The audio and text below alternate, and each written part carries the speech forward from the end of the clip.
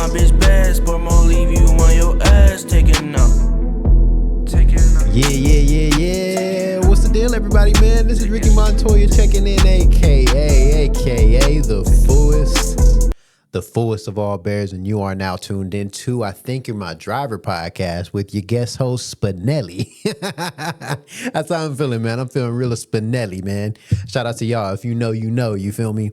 So before I get too far ahead of myself, of course, if you are not following me, that is going to be at ITYMD.podcast. That is going to be on Instagram. That's on TikTok. That's on YouTube. That's on Spotify and everywhere else that you can enjoy podcasts at, man. And of course, you got any stories to share? You want to hear, my secret talent where, I want to jump into a different bag as far as like telling stories. Fool, starting to look real Isabella and Phineas and Ferb. Let me stop roasting myself, man. If you got any stories and you want to hear me roast you for the shit that you got to say to me, man, that email is at itymd.podcast. No. Yeah. itymd.podcast@gmail.com, man. So thank you to everybody who has been tuning in with me thus far, man. We're going back to back with this, man. We're going back to back, man. Back to back like the color of Lethal Weapon, man. So today I bring you guys to episode 34, fool. Episode 34, man. Now, as I said in the previous episode, I'm going to go ahead and take this back to the roots. But today's episode, I'm going to bring you guys a little bit further back to what brought me into wanting to either be a Lyft and Uber driver. I mean, not necessarily be a Lyft and Uber driver, but just want to get behind the wheel. So I don't know about you guys, but I grew up always having to fall under somebody's direction as everybody does as kids. But I've been a rebel my entire life. Granted, being an adult can't really be that for too long, but I digress, man. So this is hilarious, me even starting out on this note specifically, because this specifically is going to actually be the Greyhound episode. Now, for those of you that know me, I have a very long history with the Greyhound bus stations, man. Now, with the Greyhound bus stations, man, listen, they are probably one of the most affordable ways of transportation when you need to get somewhere, man. Now, these are probably one of the most affordable ways to get to your destination without you having to break the bank, without you having to put your car at risk, having to put your credit card or debit card or anything at risk of going negative, of having to pay that $250, $300 deposit fee to get that rental car, or pay that $700, $800 to get that plane ticket. Now, granted, you pay for convenience when you pay those prices, and when you pay the Greyhound prices, you get what you get and you don't have a fit, right? What did they tell us as kids, man? You get what you get and you don't have a fit. But my experiences with Greyhound were actually pretty solid, man. Now, Greyhound in particular, which I will get into in the bulk of this episode, Greyhound was actually the way of transportation that I was able to get back and forth to go and see my now wife. For those of you who do follow me and do know me, before I lived out here in Oklahoma, my wife actually grew up, born and raised out here. So I think it was probably about maybe like once or twice a month when I would go to see her, I'm jumping on the Greyhound prior to me getting good old Tracy, right? But even before getting Tracy, I have had a couple of instances where I did have to get on the Greyhound bus. Now, my history with the Greyhound is pretty solid, man. I've never really had horrible instances as far as having to leave a Greyhound station or just be in bad encounters to where I feel like I shouldn't be here at all. But the very first time where I actually got on a Greyhound bus was whenever I was spending the summer with my grandmother, and my sister and I had to get back to Dallas. At this time, we didn't know if we were coming back home or not, because we were told that we were going to move with my grandma. And, you know how that goes. Sometimes when you got to move with grandma, it could be forever and it could be temporary. This is about as temporary as a summer camp staycation, you feel me? And literally, I think probably like 2 or 3 days prior to us needing to go back to school we had to take a Greyhound bus back home. Now, this Greyhound bus from El Paso to Dallas, you ask, is a 14-hour bus ride. It's not as bad as you think about it, but I think I was probably about to be in 10th grade. So, 15-year-old with an 11-year-old, definitely not ideal. But you know what, bro? Me being big bro, I'm looking out at all times. If she wants to go to sleep, she can go to sleep. I'll be on the lookout. I didn't go to sleep at all because I have to make sure that I keep us protected, and I am looking over her shoulder as well as my shoulder. That gave me a sense of making sure that I can always keep us both protected at all times, which I kind of feel like also got me prepared for being a dad because I now am a dad of 2 girls. Shout out to Aubrey and Willow. And shout out to my wife, number 1, man. But it also just like opened the door for me to be comfortable with taking the Greyhound. Now, like I said at the top of this episode, Greyhound was my primary source of transportation when it came to going to see my wife when I would take those weekends to go see her. Now, the funniest thing in life, which, Mom, if you are listening to, this is probably not going to be funny to you, but it's the funniest thing in life to me, bro. So the very, very first time that I ever went to Oklahoma, had a little bit of a plan. And I had a plan to go and see my wife. And what we were going to do was we're going to spend New Year's together. Before New Year's, prior to this time, this was about 2016 in September. I'm still in high school. I just had like a couple of credits that I needed to finish so I can go ahead and graduate. And I had this friend at the time by the name of Mark.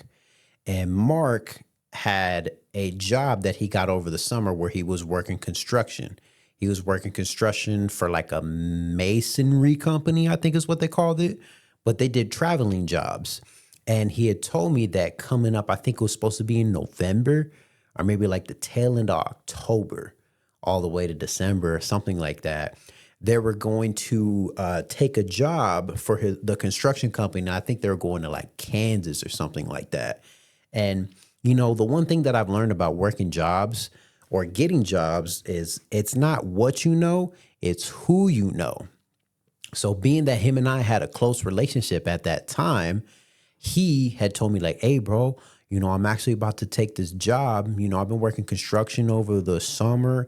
And he's like, of course, that's why I look all buff and shit. And I was like, bro, what does this have to do with the construction job? And he's like, nah, like for real, bro. He's like, we're actually supposed to be taking a job out in Kansas. He's like, we're supposed to leave like the last week of October and we're going to be gone to like December. And he's like, shoot. He's like, you're going to be getting paid pretty good, bro. He was like, they pay us like $18, $19 an hour. And he's like, shoot, we're working, 6 days a week, 11 hours a day. But shoot, you're not going to have time to really spend that money. So that shit is just going straight to your pocket, bro. And he's like, listen, bro.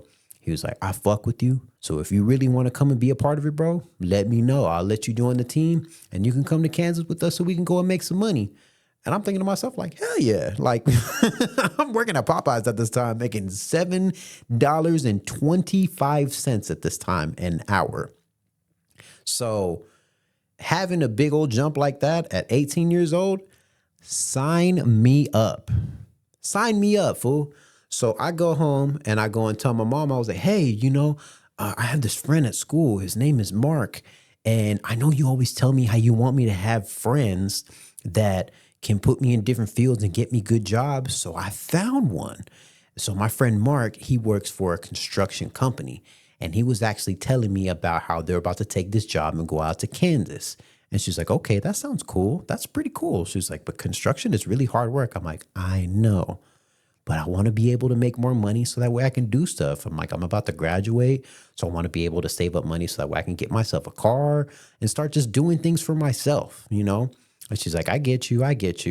And she's like, well, when are they supposed to go to Kansas? And I'm like, oh, they go to Kansas I think he said like the last week of October, and they're going to be gone to December. And she immediately was like, no, absolutely not. You're still in school. You haven't even graduated and finished all your credits. So she's like, I know that you want to make more money because you're tired of your Popeyes job because you're not making as much as you would like to. but you still have responsibilities and stuff that you need to take care of. So absolutely not. You are not going on this trip, and you are not going to work this other job to go out of state. So no, absolutely not. Especially with you being in high school still. You haven't graduated. But you know what though? She said this verbatim. And you actually, it doesn't matter. She said this verbatim. She was like, until you graduate high school, get that diploma, and you pay for the trip and you be able to do everything that you can go anywhere that you want. But first things first, you are going to graduate high school before you do anything just because you want to make money. I said, you know what? Fair enough. Now, the reason I tell that story is because at that time, I actually was kind of planning on going to see my wife now. I was going to plan to take a trip out to Oklahoma, but I wanted to find another fork in the road to see how she was going to react about me asking to take a trip. So hearing that was the case there, I was like, okay, so I know I have an agenda. That's something that I need to knock off on the list. Graduate high school. So what I did is, I kept my head down and I got to work and I finished up and I did everything that I could. Now, leading up, I think probably like a month or so after the fact, I was getting really, really serious with my wife now and, wanting to go and take trips to go and see her. And so I had asked her and I sat down with my mom one day and I was like, listen, Mom, I was like, I have a girlfriend and, she lives in Oklahoma. Like we talk on the phone all the time and we do this. But like, I want to go see her. So, I want to know, like, is it okay if I go and see her? And before I could really even finish my sentence, she laughs at me, fool. And she was like, I don't know what made you think that I was going to say yes, but that's not happening. You're not just going to go to Oklahoma by yourself. She's like, what you can do is we can all go to Oklahoma together and we can make a day trip. And, you guys can spend a little bit of time together and then we can drive back. But you're not going by yourself. And I'm like, okay. And I was like thinking to myself, I was like, then again, you did tell me a couple months ago, as long as I graduate high school and pay for everything, I can go wherever I want. So fast forward, I think it was probably like a couple weeks later, I graduate, I get all my stuff done, and I'm planning out this trip to go and see my girlfriend, wife now. And I'm like, okay, so I know I can get time off for this. And we had made this little plan for me to come out there for New Year's so we could spend New Year's together, go and see the fireworks and the ball drop or whatever the case. And we're like putting this plan together, but I was talking to her and I'm telling her like, man, like, I don't know how this is going to go. Like my mom had already told me no. My wife is actually the one that reminded me that it's like, no, remember you had told me that your mom had told you as long as you graduate and you get everything taken care of that you'll be able to. And she's like, now that you're literally about to finish your classes and graduate and you have the money to pay for this, right? And I'm like, you know what? I do. Because the ticket is only, XYZ amount. And she's like, okay. So if you literally just go and get the tickets and she's like, your job, as long as they're okay with you taking vacation or taking a day off or whatever, you'll be fine to do this. She was like, of course, you're going to have to ask, but as long as you have everything taken care of, you'll be able to do this. And, she kind of helped me put that battery in my back to be like, you know what, you're right. So what I did was I took the time off from work after graduating and getting everything taken care of to buy this ticket. And I made this plan to go and see my lady, man. I want to spend New Year's with her.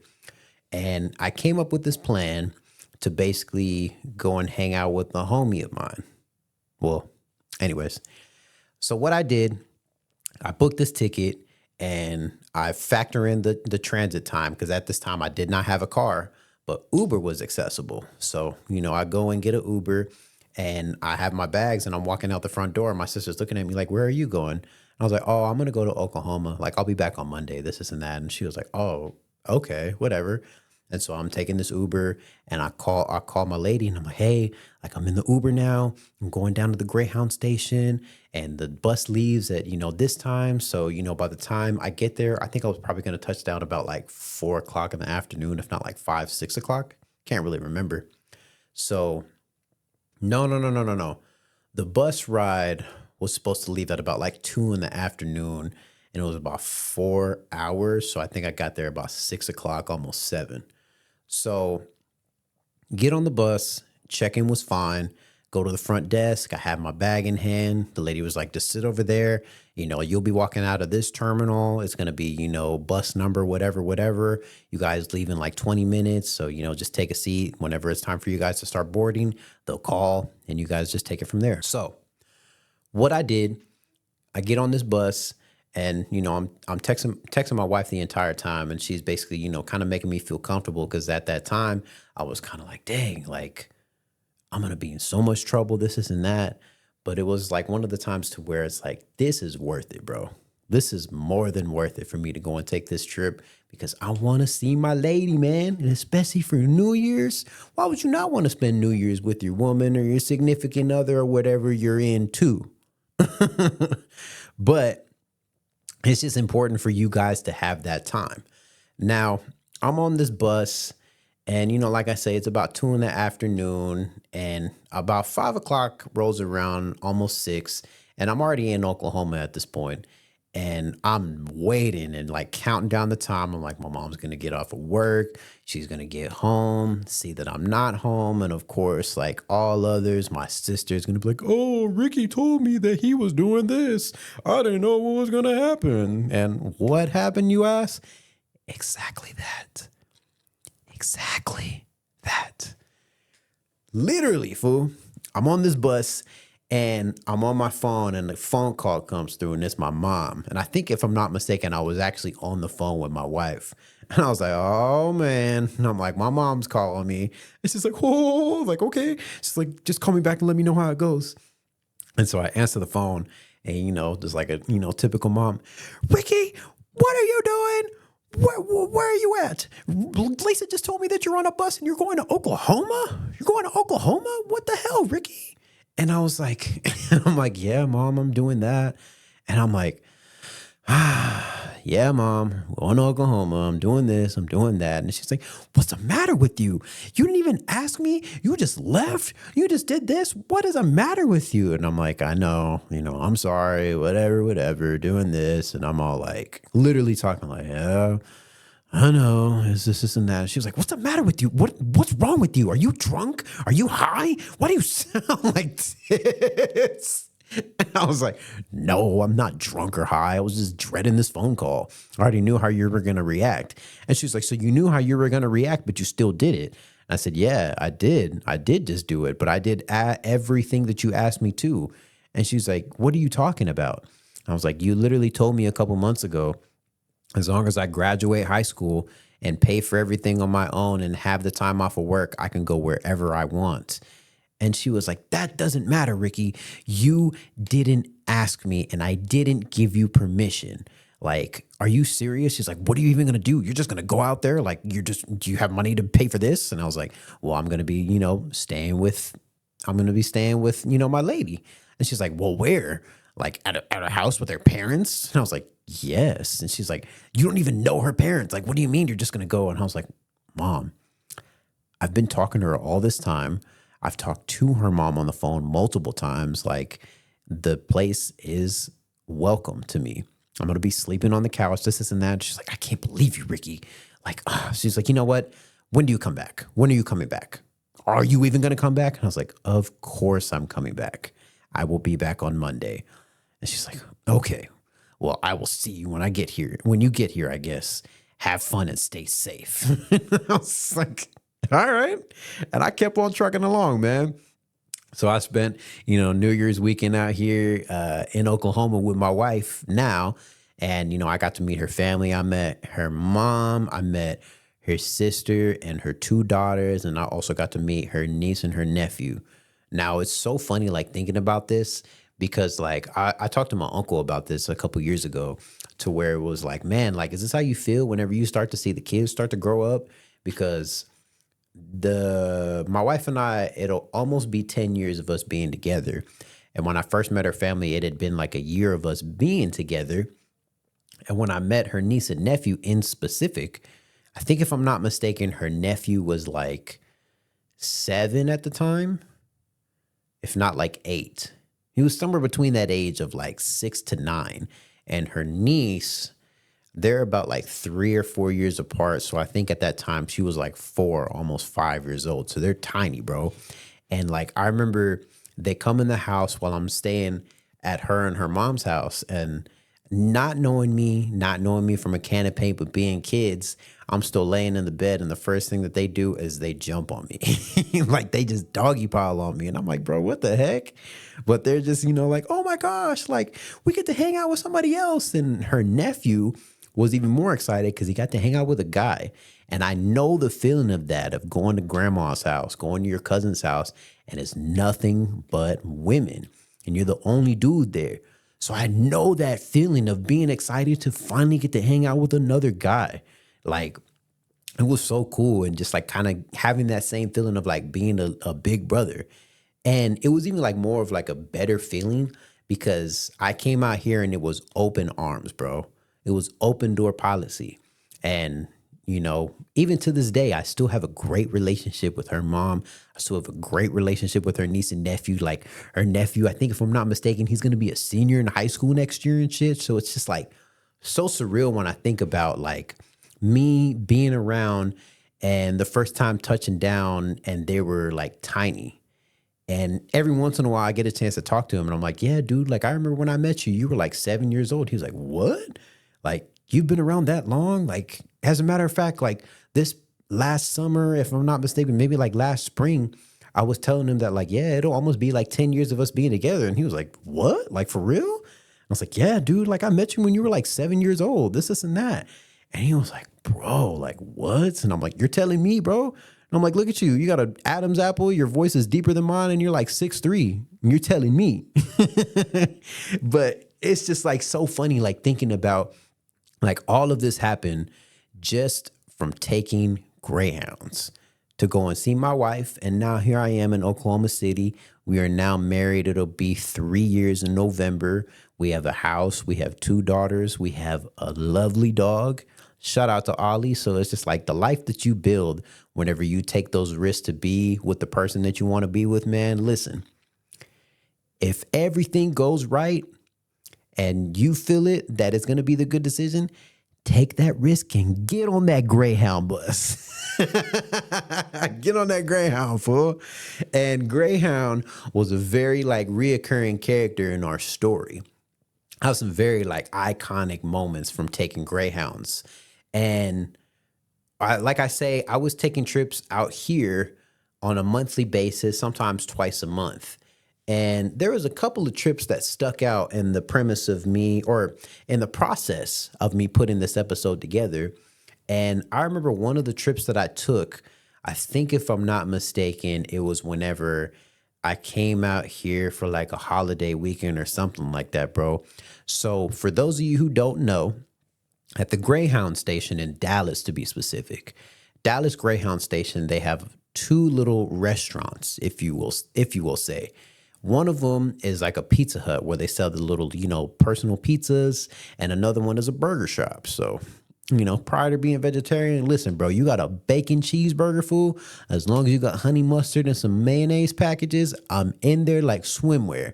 So, every time I go to the Greyhound station, I'm like, okay, am I going to get the Pizza Hut? Are they going to have the pepperoni? Or am I going to get my bacon burger today? So at that time, I was feeling real burger, I had my SpongeBob shoes on, so I was ready to go and get me my Krabby Patty and get me my Diet Dr. Kelp. And that's exactly what I did. I go and walk over to that burger stand and I get my burger. And at this time, I finally was getting a suitcase. I wasn't carrying around a measly ass backpack. I get my burger and I'm going and waiting in line over there. And I'm standing in line because our bus was about to board, I think in like 20 or 30 minutes or something like that.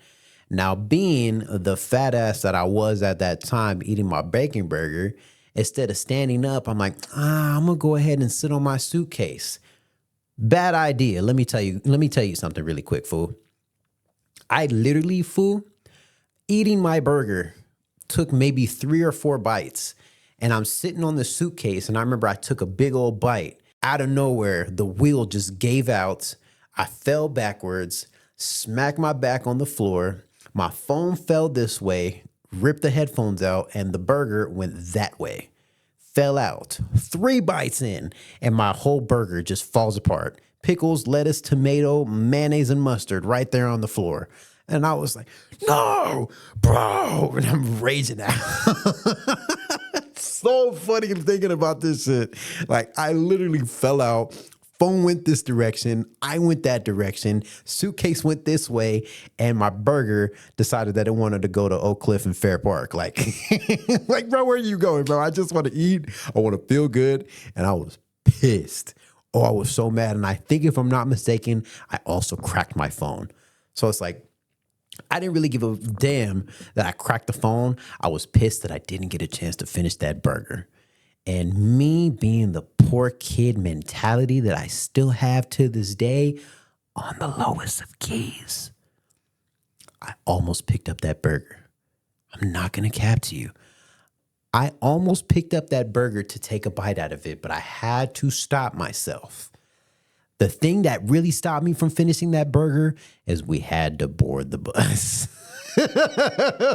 Like, fool, it's so embarrassing to like fall out in front of everybody in the bus station.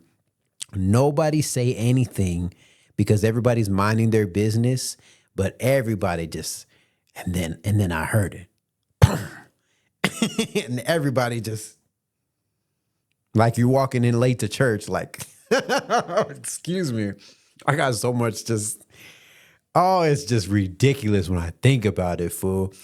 It is just hilarious, just like the experiences that you have when you're taking greyhounds. And like, I remember there's been like so many instances where I just had like funny encounters like that.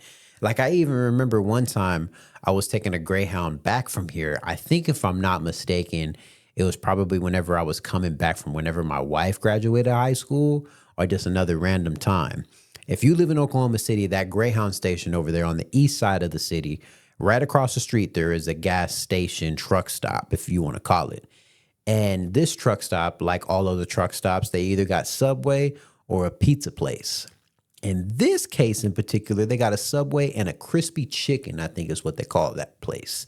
For those of you who don't know, when you're in the hood, you got a little bit of cheap chicken tenders, $7, you get 3 chicken tenders and a little thing of fries and a couple packs of ketchup, man. I ain't really give a damn about the ketchup, man. I just wanted the chicken tenders. So I was in there like swimwear. So I go across the street. I go and, say, hey, I'm not really feeling like a Subway sandwich today. I want me some chicken tenders. And, I go and get my chicken tenders and I'm walking back over there because I think I got there like an hour and a half prior to boarding. So it's like, hell yeah, I can finish my chicken tenders. But I got to the crispy chicken on the perfect day because they had just got a fresh batch out there. And I'm like, hell yeah. I get my fresh chicken. I walk the other way across the street, try to make sure I look both ways, and I go and I sit there and I open up the chicken and I'm like, ooh, I'm like, I can't even pick this shit up, man. This shit's so hot. So I'm like, I'm just going to chill out. I'm going to just find my way and just be cool and be easy because I'm about to board the bus. So it really don't matter. So, I give myself a little bit of think time. And also at the same time, there's a lot of, lurkers in the shadow. And you think that people are concerned about your devices. You think people are concerned about, trying to take you or whatever the case. At that time in that mindset, I'm guarding that chicken like it was an iPhone 17. Like I'm guarding this as like prestige packaging. So I'm like sitting there like, nah, let me hide this, man. I don't need people thinking like, oh, you got that crispy chicken, don't you? You got the spicy? You got the spicy, don't you? Yeah, I'm coming for you. So I was hiding that thing. I damn near put it in my backpack. I had it wrapped and like sealed. Like I brought my own tape and I was literally like, yeah, nobody's going to take this chicken. I'm about to eat it myself. Fool. I get on the bus and I remember I sat down and every single time that I've ever got on the Greyhound bus, besides the time when I rode with my wife and the time that I rode with my sister, I always sat by myself. This night in particular, the bus was a little bit full. So I sat down by the window and this random dude comes and sits next to me. And, like I say, I bust down my plate. I bring out my chicken. I have my little ranch dipping sauce and I'm eating my fries. And, we're all bored. And he sits down. He was like, oh, what's up with you, man? Is it cool if I sit right here? And I'm like, Yeah, bro, that's fine, man. Nice to meet you, bro. What's your name? We're breaking the ice or whatever the case. And he was like, oh, okay, that's cool. He was like, hey, he was like, you got that crispy chicken, didn't you? And he was like, you fuck with them spicy tenders, man? I was like, man, I fuck with them spicy tenders. He's like, oh, okay. That's a bet. I'm like, well, shoot, like, can I get a little tender from you, bro? Is it cool if you share a tender with me? And I'm like looking at him like, nah, nah, bro, I don't really want to share tenders with you. You're like, oh, it's like that. And I'm like, no, bro, I just put my hand across this whole plate. Like, why would you want to take some tenders after I've had my hands in this basket? He was like, yeah, I guess you right. And he literally didn't say a word after that, and he got up and left. And it was like one of those things where I was like, huh? And I'm like, did you come over here to me so you could try to debo me out of my food? Like in life where it's like, you want to eat your cornbread? Like it was one of those moments. And I was like, bro, I'm going to eat my chicken tenders, man. Please just leave me alone. And he got up and he walked to the other side of the bus and he picked somebody else to sit with. Lovely decision that he made. I was not complaining about it. And well, what's also funny is that you never know what you're going to run into whenever you get on these Greyhound buses, because one of the times whenever I had to take a Greyhound bus back with my wife, I remember this is one of the last times that we said we were going to take a Greyhound bus together. And one of the last times, I think if I'm not mistaken, one of the very last times we had to get on the bus. And this time in particular, I remember we got on the bus and we were like, oh, let's go and sit at the very back. Usually nobody's sitting over there, so we should be fine. We'll have, the room, the area to ourselves. Nobody's going to be bothering us or anything like that. And we don't got to worry about be like, oh my gosh, do you see these people over here? Are these people listening to our conversation? We don't got to talk all quiet or nothing like that. So we're just kicking it. And I remember we got on the bus like pretty early, and I think it was probably about like 6, 7 in the morning. So, a lot of people are asleep. Everybody's minding their business. Like I say, we're one of the only people at the back of this bus. But there was a gentleman that was laid out in the very, very back row by himself. We didn't know this the entire bus ride until we took a stop. I think it was in Paul's Valley where we took a stop. And we look back and we see this fool knocked out in the back seat. No shoes, no socks, just stinking ass eagle talon toes just sticking out like this. Like them, like his toes were sticking out of the seat and they were banging West Side. And I'm like, fool, like I'm over here like, why the fuck does it smell like this on this bus? But come to find out it was because the fool that was sitting behind us had his like nasty ass talons out, having the whole bus stinking, dude. I remember we got off on that stop and everybody was like, man, it stinks on this bus. And when we got back on, I remember the bus driver, he says, passengers, my name is such and such, your guys' driver. He was like, we just are leaving Paul's Valley. We should be in Oklahoma City. And he goes, I'm going to make this announcement one time and one time only. Please be mindful of other people on the bus and put your shoes on. You should not be having shoes off. You should not be having your socks off on this bus. Fool, that shit was so ridiculous. I was like, we are adults. Nobody should have to take time out of their day to stop doing what they're doing to tell us to say, put your fucking shoes on. That shit was so disgusting, bro. And I'm sorry for people who are listening like, damn, man, you cuss like a sailor. Listen, man, just sit back and listen to the stories, man. Just sit back and listen to it, man. It's crazy when I think about just like all these experiences of me having to get on like Greyhound buses, like at like 18, 19 years old and like taking these bus rides just to go and see my wife, man. And like, like I say, taking that bus was one of the last times, but there was one time right before I moved to Oklahoma. I remember I was driving my car pretty frequently back and forth to Oklahoma, and my car hit a certain mileage at this time. And I remember telling my mom how my car hit the mileage, and she was like, "Ooh, like maybe it's from you making all those trips to Oklahoma." So maybe it's probably best that if you're going to take the trips, you could just take the Greyhound just to, not put so much mileage on your car and let you at least make your car last a little bit longer. I said, you know what? You are absolutely right. So I go and take this Greyhound bus. Everything was smooth. Everything was copacetic until that bus ride back to Dallas in particular.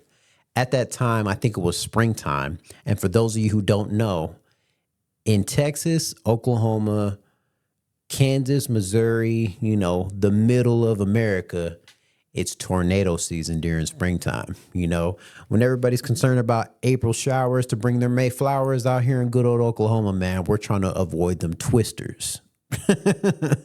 And on this day in particular, it was actually supposed to be a very bad, severe weather storm is the only thing that I'm expecting.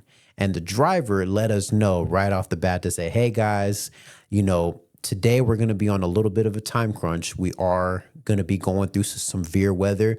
We're expected to experience a severe thunderstorm. So I want you guys to be prompt. We're not going to be lollygagging. When I get to some of these stops, I'm going to, give you guys a heads up when we're about 10 minutes out, and I'm going to check to make sure if anybody's getting off on the Pause Valley or getting off on this stop, because we're trying to avoid the storm at all costs so that way we can all get to our destination safely. Does that sound good? That sounds good to me. Okay. And so, we go and make these stops. Don't get off the bus or anything like that.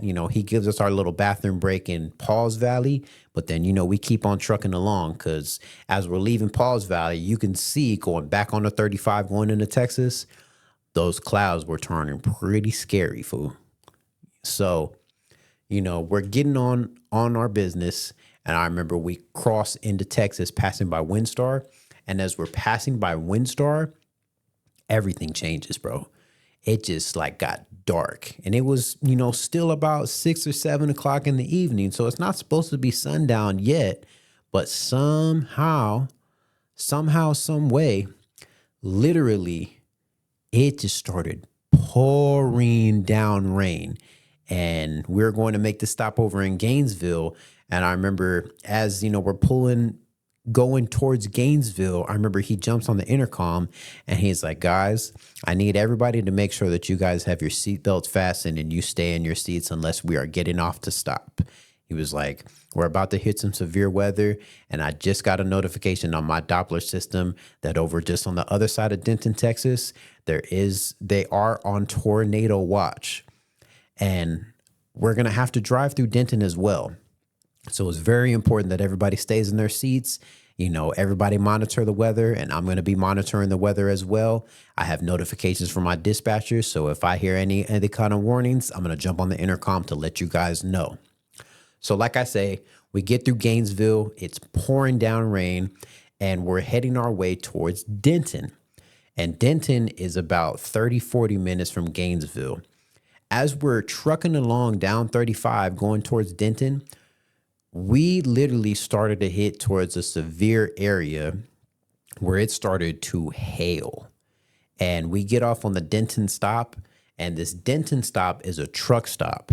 And I remember we got out and we go to the little truck stop, and he, jumps on the intercom and he says, is anybody getting off on this Denton stop? Speak now or forever hold your peace. And nobody moved a muscle. We all just looked at each other like, I think we might have to pray.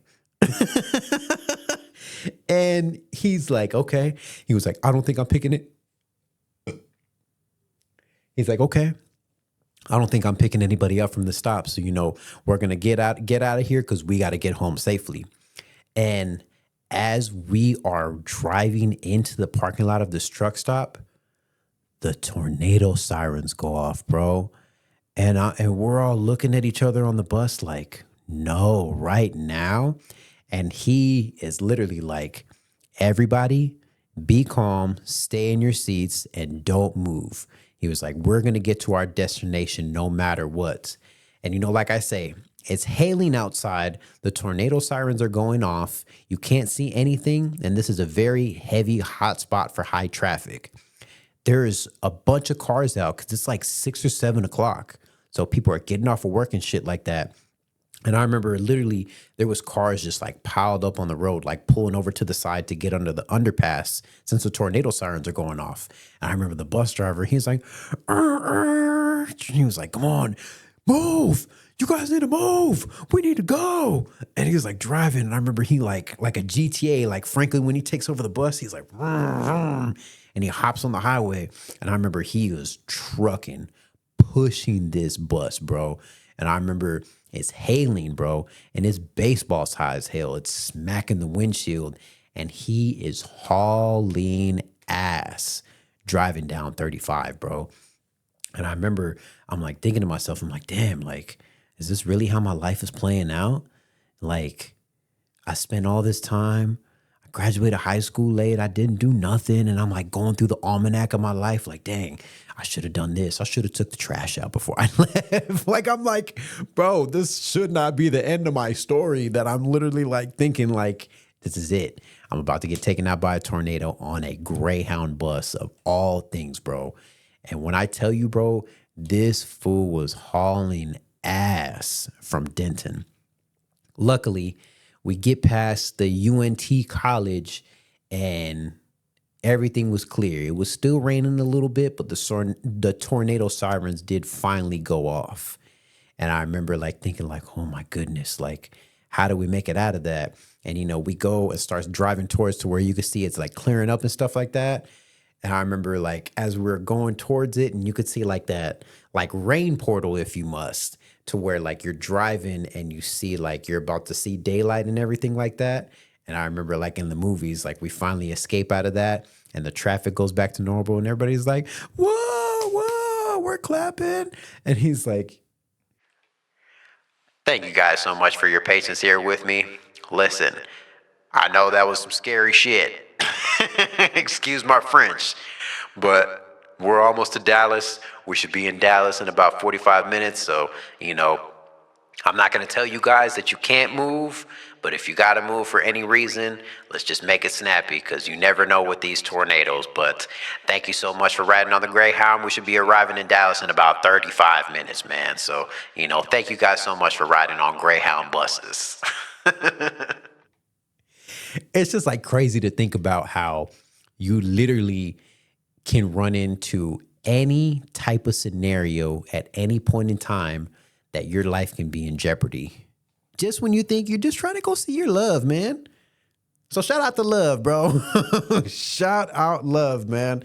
Love will make you do some crazy things, man. And I want to tell you one thing only. I'm never taking a Greyhound bus ever again in life. In life, bro. So on that aspect, man, listen, man, I do want to thank you guys so much for tuning in to all these episodes that I have, man. Of course, if you are not following me, that is at ITYMD.podcast. Going too fast, 150 on a dash, bitch, Spotify, please don't crash. That's 5-0 on your ass, don't get stuck. My shit blasting up.